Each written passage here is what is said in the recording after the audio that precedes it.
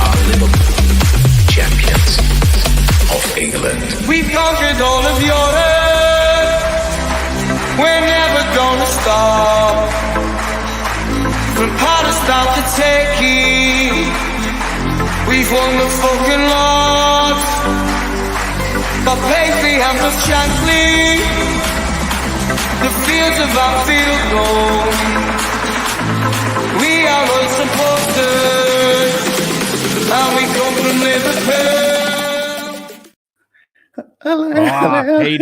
Peter's clubbing. What are you spinning around there? What is that? A jumping rope? Red string, just red string. It's red, so string. I thought just red string. It's a miniature scarf. Honey, have you got some red string? It's got some here. It's got some red string. It's my version of a scarf. Is that a scarf? You know what that reminds me of? Is that in The Simpsons when Marge is trying to like knit a scarf or something, and that's the scarf? It was just a string because it took her like 2 months to just do that little part. I don't know. But well, this came with this came with a present, so now I'm just and now it's a scarf. Imagine if you had a scarf and it has just mini, like You'll Never Walk Alone on it, and you just like you go to Anfield and you just hold it up like this. We should get someone to make that. Yeah, we should. G'day, everyone. This is the training ground. It is a pre-Leeds training ground. As you know, if you are eager watchers of this show, we do just have a very closer tactical look at our opponents for the weekend, see if we can predict how they're going to play, predict how Liverpool are going to play, or maybe even shed some insight as to how Liverpool can go about winning on the weekend, because that's what it's all about, Pete. It's about winning. 3 points, stay undefeated, and continue to put pressure at the top, 100%. Well, let's just get straight stuck into it. What we usually do on these shows is, and we're always fine-tuning this, so, you know, thanks for bearing with us as we try and make this show as succinct and good as possible for you. We usually go through some stats that we have collected, and these are stats that are, you know, quite hard to get. You know, we're looking really, really deep into the games, so we look at those stats. And then we look at some screenshots because we're not allowed to use video footage. Otherwise, we get taken down for copyright. And then we might apply them to a tactical board and make a prediction from that. So we look at some stats, look at some screenshots, and make predictions based on that. Now, for those of you who don't know, the Training Ground is a pre-recorded show. That's what it says down the bottom there, if you can see that little ticker. So please, by all means, comment. We may even be on the YouTube to comment back, but we can't really answer you right now because we're in the past. I always make the same joke. Back to the Future, Marty. For those of you who like the Back to the Future series. But let's just get started, Pete. We usually start with the stats. And we have some stats here. And I just wanted to have a look at a select few. The first one, something that people always go on about, the expected goals. It was just because a lot of people have talked about how bad Leeds have been this season. They've got two draws and a loss. And you can see here, I've actually got some bars here to suggest where the outliers are. But you can see here the goals they've conceded here against Manchester United. The only thing I wanted to say, and it'll come up on the screen now, is that we shouldn't really take these results as they seem. We should look deeper because Manchester United scored 5 goals against them, 5-1. You know, are Leeds a crap team? Well, they should have only conceded 1.45. That was their expected goals, if you can see there, Pete. So the first thing I would just say is that we shouldn't really take them lightly. Leeds really did a number on us last season with that draw. That was after the Super League, obviously. And that's this game just here, by the way. That's Leeds 1, Liverpool 1. So that's there for you. But against Manchester United, expected goals lower than what the actual goals were. So I remember watching that game, George. I remember watching the United Leeds game and just thinking, I can't believe they were at 5. Honest to God. It was, okay, look, Leeds were poor, and by all means, they should have lost. And, you know what, maybe by more than, the 1.45 as suggested, but they were so poor in that, from about the 25th minute onwards. But still, they created enough chances to potentially get back into the game, and they missed a couple of good ones. But I don't remember United also being, 5 goals better, or 4. Obviously, it was 5-1, so 4 goals better. But it was a really, really odd game to try and base how it's going to go against us. even Pogba, he kind of like, I think when he scored, he kind of looked like, remember when Luis Suarez scored the hat-trick against Norwich and he kind of just like did that, like, Yeah. I can't believe this is happening. Pogba kind of felt, Yeah. does Pogba score against Yeah, but not Fernandez against scores a hat Leeds? trick. Maybe it was Fernandez, sorry, unless Pogba also does score, but it just, everyone just looked like, well, I think it was maybe Fernandez. It was just kind of like, what's going on here? These are one of our favorite stats that we always look at, which is where do they lose the ball up the pitch? And now that we've employed this nice little bar system here, this is Leeds against their opponents. This is what their average is. Usually, you can see they're in bold, they lose the ball high up the pitch. But what we're going to see later on is that despite the fact that they lose the ball high up the pitch, it's not like they go and win the ball high up the pitch. So the thing I just wanted to show here is that, yeah, they're losing the ball up high. They're not really losing it as much in the middle of the park. But there's something that you said, Pete. They employ the mid block, which means when they lose the ball up high, they quickly retreat back and then they sit off and wait for something to happen in the middle of the park. That's the mid block, I'm assuming.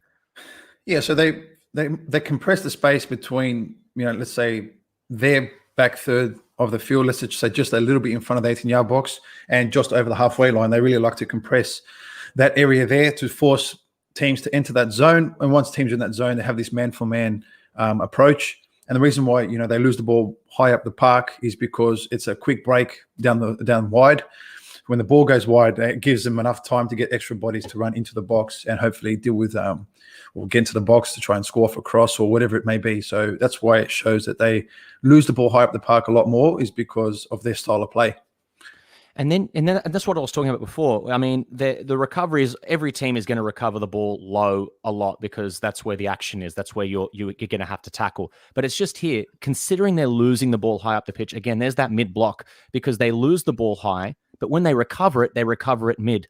That's on average. You can see all those greens against Liverpool more so than against most. That's the Liverpool 4-3 game, by the way. This is Liverpool Leeds 4-3. This is the 1-1 where they kind of stooged us.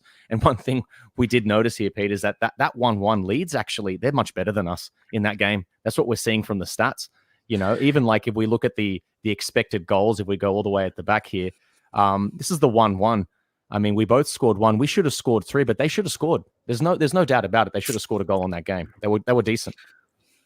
Yeah, but that also during a very rough time to be a Liverpool fan as well, with everything that was going on with the Super League and obviously the form we were in and the injuries, and they took their best shot at us and still didn't beat us, to be fair. And there's just one thing very quickly that we have noticed as well, and I want you to also explain to us here. Look at the scheme here. These are the formations, and I'm just going to put this up for you guys to see. The 4-1-4-1 gets used against the big teams. Look at this. 3 at the back against Burnley. 3 at the back against Everton. 4 at the back against United. 4 at the back against Liverpool 2 times last season. And then I went back into their historical data. They used the 4 at the back against the big teams. So that's a lot of the time. So if you look at the way Burnley play, they play with the 2 strikers. Mm-hmm. Rafa plays with the 1 in his 4-2-3-1 system. So a lot of the time when they play with the 2 or the 1, they play 3 at the back because it's just they have that overload, that superiority. So if there's 1 striker, they still have 3. If there's 2 strikers, they still have 3. So they always have 1 more. A lot of the time they switch to 4 at the back is when there's a 3 up front. So United play with 3 up front, they have 4 at the back. We play with 3 up front, they play with 4 at the back. So try and always have 1 more in defense than the opposition, which makes sense, right?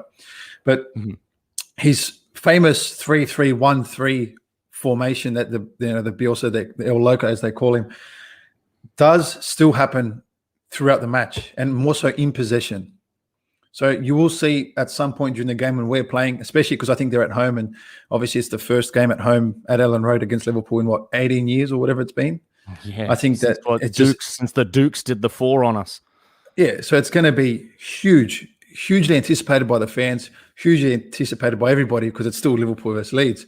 So I think we will see a bit more of that formation against us because they probably will go for it. And I don't look. A lot of people in our show on Monday night were saying, "Oh, but they've look at their points, 2 out of a possible 9 or whatever it is." I don't like for that. For me, is completely irrelevant because we're Liverpool Football Club, and anyone who plays against us, it's their grand final. So again, first game at home against us in 18 years with a full crowd. What do you think? It's not going to be like, it's not a normal match. This is a final. So I completely put form out the window for this match. There was something also that was very interesting. I'm just very, very quick observation about this is that Leeds preferred to counter against United. If you look at the counterattacks over here, this is Leeds United against Manchester United, counterattacks with shots. Obviously, if you were looking here, 40% success rate. They're usually 46% successful. 3.5 counters per game. Against Manchester United, it was 5. Against us, it was 5 in that first game. There was kind of a backwards and forwards game there. But traditionally, it's about a 4-1. I think I was looking at like the ratio between the two. It's kind of like they'll maybe, slow balance build up and then maybe a counter. It's nothing one or the other. I just found that interesting with regards to their style. But there's also another thing that we saw is that the idea of them crossing, Pete, when they're entering the penalty area, there's another ratio of 4-1, by the way. It's runs to crosses. They're not going to run into the box as much. What you were saying was it's this thing. It's going to be on the screen now. Leeds break fast, play wide, cross the ball, rinse and repeat. And there's a stat that you had about their crossing last season. Yeah, behind us, because we crossed the ball the most, I believe, last season, and they finished second behind us in terms of crosses into the box. So, excuse me, sorry. But sometimes it's not so much get the ball wide to cross. Sometimes it's get the ball wide to allow midfield runners to get forward and progress and help with numbers, and then play it back into the middle and potentially go forward to Bamford or change it to the other side. It doesn't always become a cross, but it does go wide first to most of the time allow runners to continue and join the play. And that's this just here. Look at that. This is Liverpool. Leeds 1, Liverpool 1. That's this little stat here that we're looking at there. That's that box.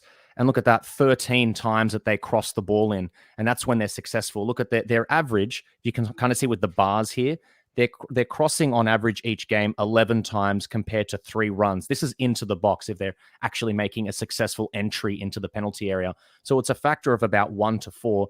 And here, if you're looking at the Liverpool Leeds game, I mean, it's not exactly a factor of 1 to 4, but 13, it's them getting into the box from wide. And how does Bamford score, by the way, against us?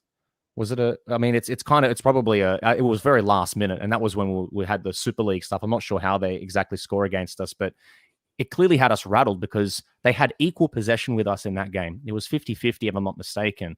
If anything, they may have even had the ball more than us. So when they're successful, they seem to be crossing the ball. So yeah, if they find a way to cross the ball in the game, then chances are they're going to have a good time. Yeah, it's just, again, but with Van Dijk and Matip currently, and hopefully Van Dijk's fine, by the way. I mean, we're not going to get onto that because he says he's fine. That's a different story. Hopefully he's fine. And that way I'll feel a lot more confident, dealing with that if him and Matip are the two centre backs in for this match. Because again, they're so good in the air, both of them, and positionally both unreal. And Fabinho, hopefully as well, to do his part to stop the ball from getting wide. I think we'll have a lot more success in preventing them. So we kind of see that they employ this mid block. They use the 4-1-4-1 against the big teams. Now we want to have a look at how they've been performing this season. So we've got probably some screenshots, I'm assuming, from maybe Everton and Manchester United, kind of two teams in between. United, it was a 5-1 victory, Leeds 2-2. Hopefully we're better than both those teams, but they're the two best teams they've versed this season. So I'm assuming we've got some screenshots of that. So I might add that to the screen right now. And Pete, I mean, you're going to anticipate what the first one is, I'm sure. Do you want to give us very quickly a rundown? The first one is similar. Yeah, so the first one is very similar to our approach with Chelsea, which is why I wanted to talk about it. Chelsea was Jorginho was their starter, let's say, in terms of all build up, goes through Jorginho, and then it progresses from there. So what Leeds do here is, it's what you can see. This is against Everton, and it's Calvin Phillips on his own in the middle of the park there. Can you see him there, George, just on his own? Mm-hmm. With the fullbacks there trying to get the ball off the goalkeeper. Yeah. If you want, I'll show you what happens from there. If I just share my screen Calvin for a second. Phillips is here. Yeah, so if we go to my screen for a second, George, and I'll show you on the board what that would look like and how we can kind of, stop that from happening, or what may happen. Is my board up there on your screen? Can you see that now? Yep. So this is what they will tend to do. Calvin Phillips will operate in between here to try and get on the ball. But if you have a look at the other two midfielders, they get nice and high to try and keep us pinned back, to try and say, to try and say, like, are you going to get me? What about you? Because he can't get both. Mm-hmm. And obviously with the wingers pinning us back there, it's more so one of us here has to kind of make a decision and go, and potentially leaves one free. And then that's how they want, most of the time they'll play out. Or what may happen is, we've seen before, we actually did this in the 4-3 game. Mane and Salah will pin these two down. And then it was Firmino who will drop off and try to get this person here.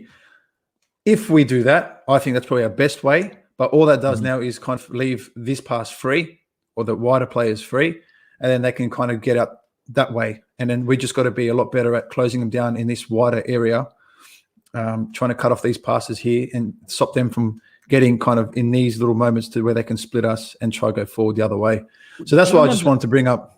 Yeah. Do you remember a few seasons ago how when we didn't have good fullbacks, when we had something like, Nathaniel Klein, when we had, even before that, what was before Glenn Johnson, although he was decent, but I think we just mistimed his time at Liverpool. But then on the left-hand side, I mean, before we had problems at left back. I mean, who do we have? Insua. Remember the times we had Insua? I just bring this up because when you're talking about Mane and Salah coming in and just pinning their centre backs, that's what I want to see, because that's what we saw teams do to us when we used to play with that 3 at the back. And you even said that even though they play 4 at the back, it's an augmented 3 at the back, because Luke Ayling, your fullback up there, sometimes comes in and serves as the third centre back, or if it's Dallas, sometimes serves as the third centre back for those 2 centre backs that you've got there. But something that they used to do to us was let the fullbacks play. So maybe, I mean, you said you preferred Jota dropping in on Phillips, Mane and Salah kind of pressing high on their centre-backs and putting them under pressure. If they do manage to make that pass over to the fullback, I mean, Ayling is a big, grokky kind of fullback, no offense to him, and Dallas as well. They're kind of, they're pseudo centre-back fullback. So maybe if Liverpool just say, if you guys want to come at us with your big, grokky kind of fullbacks, then go for it. We're happy to let you have the ball, just as long as you don't get past this section of the field. Maybe it's more of that than the other. Yeah, and it's just about putting a lot of high intense pressure in their final third there, because they do tend to, they will try and play it out. And that's why I'm actually really excited for this game, because we're going to verse someone who's going to have the balls and go, let's play. Let's just your style versus my style. Let's go head to head. And none of this, we're going to try and protect here. And, Liverpool is shit at, trying to get past 15 players inside the box. So let's just do that. We're finally going to see a bit more courage. And where I kind of see this going is in that next slide is, so Bielsa's microphone just dropped. That's a mic drop already. How's that, huh? Mic drop. Boom. Yeah, so Bielsa's got this, man-for-man approach. So let's, the way it works with, so this slide that you're showing there, as you can see, the ball is come out here, and he's got literally 1, 2, 3, 4, 5, 6 players all high up the park, trying to get something nice and high there. And what happens here in this picture, they actually win the ball here and create a shot. The shot doesn't go anywhere near the goal. Yeah, but because there's so much pressure high up the park, they actually win it here, and they get something out of it. So it's something that we got to be really mindful of, it, which is so important to Klopp picking the midfield. And we'll get to that a bit later on, but it's more so this. And the next slide, George, if you show, is another man-for-man kind of approach. So Pogba plays the ball here to Bruno Fernandes, the rat. And then already there's that intense pressure around them. So again, you see lots of numbers around the ball, and he actually pinches the ball here. So that's actually Luke Ayling. He actually wins the ball here. So that's at right back, isn't it? That's at right back. Yeah. And that's that immense pressure there. So it's something that we just need to be aware of, because the second that we've won that ball, we're not going to have that nice calm, and we like to move it, eventually switch it and go forward. It's just immense pressure. Don't forget, there's going to be an emotional push from the crowd as well. So we need to be well aware of what this man-for-man situation can be from Bielsa's side. So if you go back to our board, George, from that, we'll kind of speak to. It's up now. Yep. So it's something that what Bamford likes to do is not so much press the player. He will cut out this passing lane between Van Dijk and Matip. So that's we love most that. of the We time. love a good centre back exchange, don't we? As well. So Yeah, so that's what he'll try to might do. find some.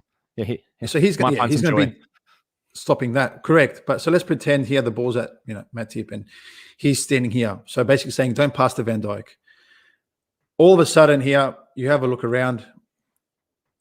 They have a spare player at the top, which is Bamford, because he's gone 50-50. And there's always a spare player here at the back because obviously two centre backs aren't going to mark one. So there's always a spare player there. Everyone else is kind of find your player. And what they kind of do out of that is we saw in a Man United game is they cut the field in half completely. So what they try to do there was they'll try and squeeze across after they've got man for man, and they kind of say, well, the ball's here now. If we can squeeze them in just a little bit more and try and force this sort of pass, maybe, or something where it's to Thiago or Henderson. And then this is where those stats that you mentioned earlier kind of back themselves, really, because when they win the ball here, let's say Dallas picks it up off Henderson, it's straight away into the next one, and then it's forward runs, get the ball out here, try and drag the centre back because he's the closest one. And then if you have a look here, by the time Robertson gets back, by the time Fabinho can recover, there's already two players into the box with a third on his way, not to mention Dallas, and then everyone else will start to squeeze up there. So it's something that they'll try to do. They'll go man for man and slowly squeeze until you kind of can't go anywhere. And then they try and go forward as quickly once they've won the ball. Well, I might try and get a control of your board here now, because there's something that intrigues me here. And this could be a mini prediction. I'm not sure. Knowing Klopp, and I don't want to screw up your computer here, Pete, but I can do this now. I'm taking control here now. But you just talked about here Matip having the ball there and them kind of doing their thing. I'm not sure if I can bring everybody back now. But what I actually like the idea of here is, especially I don't want Elliott right center mid in this game. It's a weird thing. Just because you showed me this board, I want to show you the reason why. And you just said they cut the field in half there. And if Robertson's out here, there are two players we want on the ball for that situation. Matip can do it. He's not too bad. But these are the two players I want on the ball in this situation. I want those two. I want Henderson and I want Trent. And I'm guessing you know why. Because both of them can do this pass. Yeah. Now, we just said before, we don't mind if they have their fullbacks having the ball. And in the past, Insua, Glenn Johnson. I mean, we also had Martin Kelly, the right back options, Flanagan we had at one stage. Let him have the ball, even though Flanagan was part of a, pseudo successful period for Liverpool. By and large, the fullbacks weren't good. And this is where the call's coming in, Pete. If we play with Robertson, I mean, when he's got pitch to gallop into, we've always said that's where he's better than Tsimikas, when he's got paddock. But this is where I would prefer here Tsimikas. Why? Because to have time on the ball here to then venture here and do the little futsal we talked about, this is the boot, just that roll, the one he did for Jota. If this can be Tsimikas here and he can do this ball in, and it's that Jota header again, or if, Mane's kind of going in there, pick up the scraps, get these front three, like you said, when they're pressing, let's press high, get them really close together.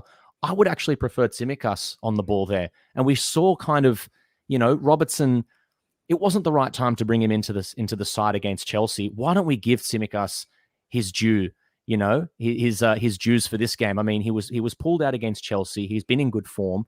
I don't know how he performed for Greece. Greece have just been shocking in international football. I watched that game. Yeah, I watched that game. But regardless, just this, I don't know, that could be an opportunity for us to do that early switch if it's Trent or Henderson. And if it's Tsimikas who's getting the ball there, I actually prefer his deep cross. If Tsimikas has the ball here, I prefer him. If the ball is here, that's where I prefer Robertson, because Robertson also has the energy to get back all the way over to here. So there's a little something that I saw. I don't know how it seems with you, but yeah. No, I kind of agree. I think that's if we can somehow go back to this one a bit, it's this part here that I think that Van Dijk is the best in the world at centre back. Mm-hmm. So if they all try to squeeze across here and go man for man, whatever, and they, if the other side, we've got no problems. Yeah, the other side, because Van Dijk does that ball. So if Jota is smart here and kind of drags him across, he will have to commit at some point. Then it's kind of him 1v1 on Salah, which I am happy for, by the way, all day. And then maybe he might come across to see if he can pinch something because Matip might come. Then we kind of just cheat by having these two stay wide. And it's just like you said, if there's any player in the world that I want playing the ball, we know that Van Dijk can play this pass, and we know that Van Dijk can play it there. So if that's what they're going to do, if they're going to try and man up in the middle of the park in certain areas of the pitch and try and squeeze us all on one side to try and pinch it for their version of the counter-attack, then I feel we have to get Van Dijk on the ball more than normal in order to do what he's so good at by switching the play. And this is what I'm saying. If the ball's on the right-hand side and they do their half press, I think that's when they're going to take advantage. They're going to try and do it on the Matip side and try and go, we want you to try and put one of your big, long lobs that kind of takes 200 years to get to the fullback. That's when Liverpool want Henderson and Trent on the ball. However, I don't think they're going to want to do it as much on the other side. They're going to try it because, you can't be too picky with how you press. I mean, you're going to do the half press. You're going to do it on both sides. But like you said, if they're going to half press on Van Dijk, that Van Dijk switch to Salah, we've seen that every day of the week. We even saw it against Burnley when it came out wide to Elliott. Correct. So if they do the half press to Van Dijk, he can pass it straight away. If they do the half press to Matip, he's got to kind of give it off to either one of Trent or Henderson to kind of give them time to do that spraying pass over to Robertson. Now, the other one on that, George, is, let's pretend they go, you know what, let's just set up our mid one and forget the full press. And let's just see if we can try and squeeze the space in here and give and force no options, right? So let's pretend this is how it looks. And Bamford still is the only one that's trying to cut out that pass there. The key to this now, this is their mid block. The key to this, George, is simple. One of these two, and we've seen Matip do it, which scares the shit out of me, by the way. But they've actually got to, you know what, I'm just going to do it because it just makes me laugh. We've got to carry, one of these has to actually carry the ball into this zone now. And maybe he may have to peel out to create extra space, or Henderson might have to come out here just a little bit more and create this nice triangle that we've seen so many times and so successful, by the way, where he kind of has the ball in this moment and he has to, well, do I go? Do I sit off? Do I go? Do I sit off? And the longer he sits off, the more chance Matip has to find someone. If he presses Matip, then all of a sudden it leaves Henderson free. So in order to get that mid-block moving, I guess, is probably the best way. Our centre-backs are going to have to be quite intelligent in how they drive and try and engage one of the midfielders sitting off. Well, also, Van Dijk may not play the game, and if there's ever a time to kind of rest a player and show the muscle of Liverpool's back four, you've got to do it now. So if I'm making a prediction, I don't think Van Dijk starts this match, which is good for Leeds because then they can do their half press on both sides. We've seen Joe Gomez flirt with those passes before. He's decent at it. But if that's Konate and Matip, maybe we lose that centre-back ability. So we're going to need Henderson more than ever on one side. And on the other side, maybe it's Thiago who gets the ball. So I don't think we're going to have, if we don't start with Van Dijk, we're not going to have that centre-back ability to spray the ball. We're going to have to use the midfielders that we choose. And that's why I would go Thiago and Henderson personally. But we'll go over to the next... Sorry, we'll go to the next screenshot, but go on. No, I was going to say, because the Thiago, the midfield to this is important because we're going to have to worry about tempo. Because Leeds are so high, kind of in your face and aggressive, and similar to us, by the way. We're quite similar in different approaches in different ways, but we're going to need a midfielder that, see, for me, even if Harvey is fit, I don't start him because he kind of runs off that adrenaline and he's like, oh, I'm going to attack now too because they're attacking. And the crowds, and he's young, he's still learning. And I think the world's at his feet. But in this kind of game where you're going to need a midfielder to say, no, we're not attacking right now. We're just going to move it a little bit more because we need to keep the ball for this X amount of period. Thiago is, I still say it, one of top 5, maybe top 3 in the world at just putting his foot on the ball and dictating tempo. We forget how good this player is, and it's really frustrating. But he needs to play this game in particular to keep maintaining the tempo of the game. So if you go on to the next one, George, this is where I start to think about how we can absolutely hurt Leeds United. And I'm really upset, and I'm going to apologize to the people that watch that I'm using Manchester United because this hurt me more than you think. So but it's a really effective way. So what you were seeing here is Pogba is actually left winger in this match. He starts as remember Coutinho used to do something very similar. So Pogba starts as left winger in this match, and what he does and created so much success in doing is rolling in completely and just coming in, because then Ailing at that time, because they have that man-for-man press, is like, well, I'm just going to follow him into the middle of the park as well. And it left spaces out wide, and it caused havoc because Ailing didn't go every time, which means Pogba was free. Mm-hmm. Do you know what I mean? So it's something that I'm thinking, if we can do this, and what it does create, as with the lines, as you can see there, it creates connectivity, and it creates that link between so many players that can get in between the lines and create problems. So even in the next one, George, even jump on the next slide. Is it this one? Just do the next one for us for a sec. Yeah, this one. We'll go back to that one after. So that one there, they score from this. So the ball gets played through, I think it's McTominay plays Pogba, who rolls in and does like a little dink to Fernandez, who runs in behind there, and they score. It's because they didn't track Pogba running in to that space, and a midfielder ran beyond the lines, obviously over and past the strikers, unmarked, and he scores here by doing the exact same thing. So I feel like if we can do something like that there, it's something that for us, I definitely feel that we can do some serious damage.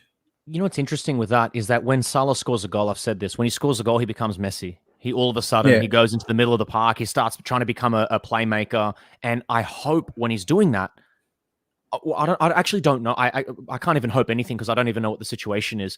I'm hoping he does that because he wants to, and maybe he's not doing what Jurgen Klopp's telling him, because it does not make sense to me that his default needs to be, I'm standing on the byline.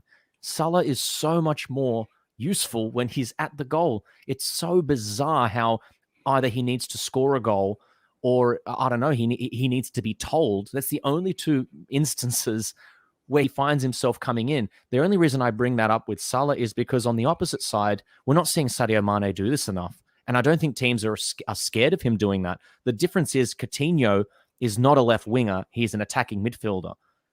Pogba is not a left winger. He's an attacking midfielder. So naturally, kind of like when you saw Sturridge playing on the wing, or when he was playing striker, he would drift a little bit. It's depending on where their strengths are, they drift. Pogba's always drifting in. It's just like he's like a magnet to that area of the pitch. And when you take a player on when you put them on autopilot and they're not thinking, that's when their magnetism comes into play.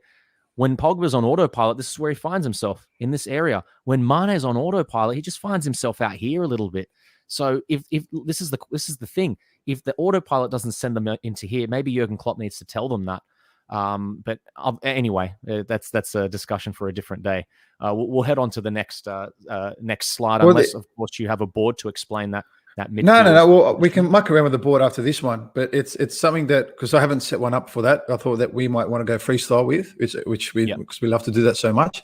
But it's something that with this, it's very similar again. So I believe that's McTominay. I actually don't care enough for them as a team to know who's who, because I just again, this makes me feel sick. But this is where the circle was his starting position.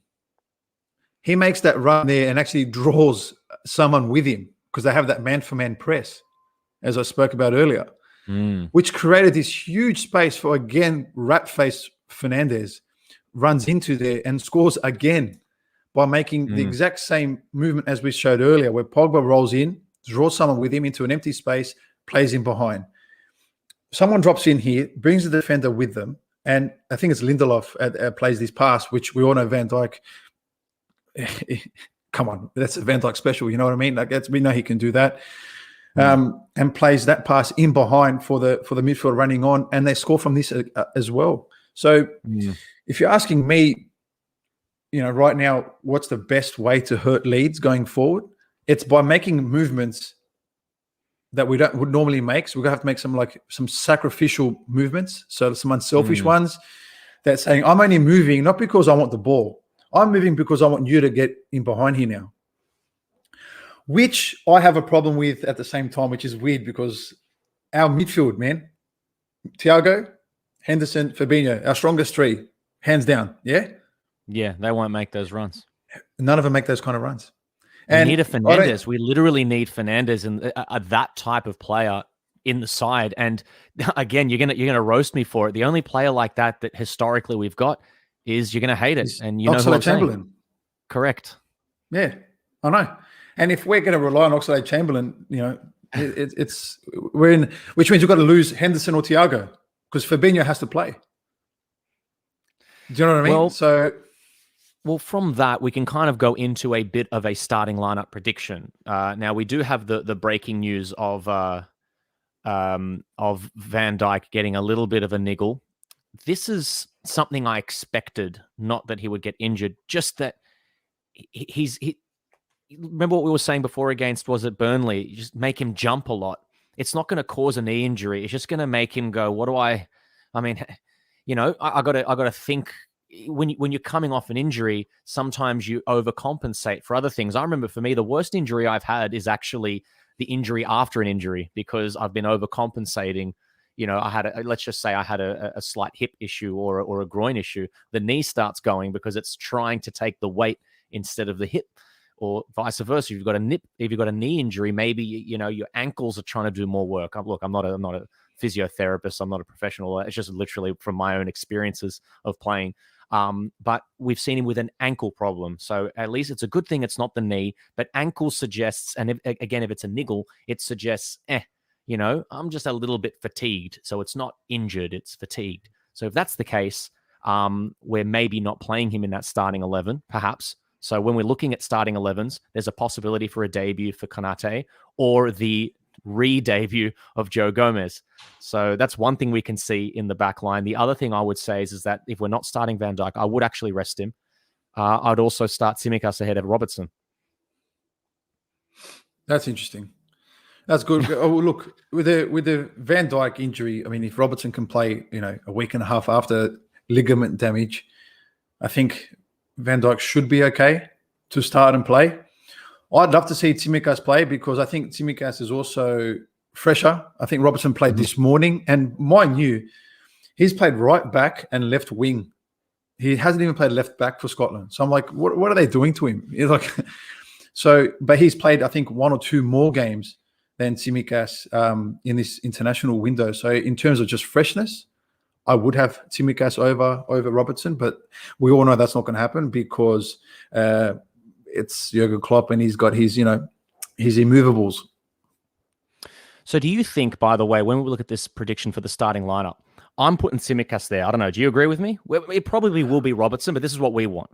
So yeah, I'm saying only because of freshness. I'm saying yes because he's played less games than Robertson. Now, Van Dijk, if Van Dijk is not playing, because we know Matip doesn't like the Cameroonian national team, he's never going to play for them again. If Van Dijk's not playing, who comes in instead of him? Is it Konate or is it Gomez? I would say Joe Gomez. Gomez, yeah, I agree. Well, he may not even be there, by the way. He is down the bottom here. Is he even here? Oh, there he is. Yep, there he is. Gomez. And then if we're not, so sorry, Van Dijk. I mean, I'd love to have you on the field, but bloody hell, if you're a little bit tired, we don't have to. We don't have to break his legs. I would actually say now I don't even want him playing. I don't care if it makes us win the game easier. I'd rather draw the game and Van Dijk stay off because we can't lose him for the rest of the season again. I know that was a bit of a weird thing to say. I'd rather us draw, but the way we're going early in the season. Yeah. This is the tortoise and the hare. Okay, let's just what showed last season, by the way, was if we just keep like Manchester United, just keep ticking along, you'll end up in the top two somehow. And they could have caught City because City dropped points like a motherfucker. Pardon my French at the end of the season. The middle three, this is what I want. I want Henderson, Thiago, Fabinho. Also, when you were talking about that ball over the top from your centre-backs, Fabinho also does that for me. So I would go those three in the middle of the day, middle of the park, all day of the week. The only other thing I would do is, I don't know if Henderson plays center defensive mid instead of Fabinho, but I would play maybe Oxlade-Chamberlain. My God, he's going to end up being my favorite player. But maybe an Oxlade-Chamberlain to break through. But I still think Thiago from his Barcelona days, he has the ability to break through, like we were saying, because that's a bit of a weakness that Leeds showed against Manchester United, the late run from midfield. Yeah, but there's nothing saying that we can start these three, for example, wear them down, see if we can get Jota and Mane and Salah making those sort of movements to create the space. Because it could just be he does that and he does that. It could be he comes in, he does that. So maybe between these three they can do some damage. Hope to God, but with the last 20 to 25 minutes, we know that Klopp's actually not a specialist at substitutions as well in the last 20, 25 minutes, but it's maybe, Ox does come on and make those sort of runs whilst they're tired after pressing us for 70 minutes. Mm-hmm. That's something that we could do. You know what I mean? And the front three, I think, picks itself. I think it has to be. I mean, we've got no Firmino, we've got no Minamino, so it has to be Mane, Jota, Salah. I mean, throw them all at that back four / pseudo back three, and let's see what happens. Oh, I mean, I'm not going to say Origi, so yeah, no, that's definitely the three. Well, now I think a lot of people were saying it's damning that Jurgen Klopp doesn't have Origi in the side. I think it's just protecting the asset. I think Jurgen Klopp, look, he doesn't have as much trust in Origi as he does in other players, but if Origi's available, he'll be on the bench. So I think Origi will be on our bench. He'll be an option for us to bring on. But also, I think Elliott's the first sub in the front three if he doesn't start the game. If he's not injured, by the way, yeah.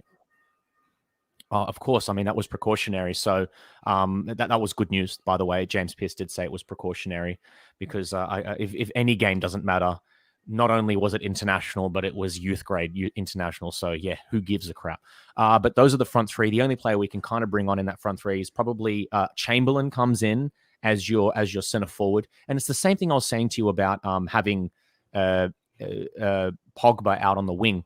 If you're playing Oxlade-Chamberlain as your center forward, he's naturally going to magnetize autopilot towards the center of the pitch. And maybe he's kind of feels like a midfielder for a little bit. I mean, if just because we've got the board, Pete, I might as well do it. If I can show this again. Sorry, that'll make you not see me anymore, but you can see me after this, Pete. I'm sure I'm burned into your brain. You love me that much, right? Mm-hmm. So, I mean, if that's not Jota there, if that's Oxlade-Chamberlain, we bring him in playing the center forward role. Jota goes off the pitch. Does he ever go off? No, it seems. Even they're disagreeing with that, yeah. Yeah, disagreeing, but the system doesn't want me to. I think Chamberlain kind of does this a little bit, and then we kind of play with Mane and Salah up like that. And that can kind of happen a little bit. We're kind of playing an augmented 4-4-2 or the 4-4-2 diamond. And then Chamberlain can kind of now, if those two are coming in, I mean, you're kind of hoping for that situation that you were talking about, especially with Fabinho here, and he can play this ball over the top. That can be an Oxlade-Chamberlain late run. Or the thing that I want to see Chamberlain do a lot is we can overload. I want to see Mane there. I want to see Chamberlain there because he's kind of like a pseudo left winger. And that's where we saw him score against, was at Burnley last season. And I want to see Salah here. I want to see basically Salah as the augmented striker and see Mane, if you can see, if I can use this circle, have these two kind of holding each other's hand. Chamberlain and Mane, just front three, get closer together. And Chamberlain, put yourself on your right foot so you can do a bit of a step over, do something cool in the box. I want to see him in this area. I mean, if we're going to be playing with Chamberlain, this is where I want to see him, basically. I want to see him there. But who knows? Who knows if we're going to see him there, Pete? Who knows if we're going to see him on the pitch? But having said that, do you have a score prediction? I mean, if we do what we meant to do, if we play at our best with our possible stronger starting 11, I think we win. I don't think it's going to be an easy game. I think we end up winning.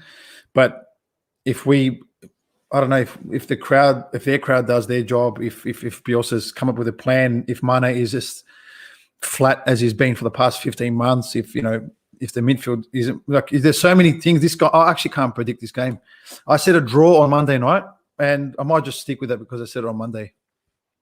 Well, the thing that I would say is I'm going to go from our XG from our last game. So we're expected to score 3.65 goals, and we're only supposed to concede 1.2 or 1.5 or something like that. I'm going to go for a 3-1, possibly 4-1 victory. Maybe I'll go for 4-1. I think we will concede because we won't have Van Dijk possibly in the side.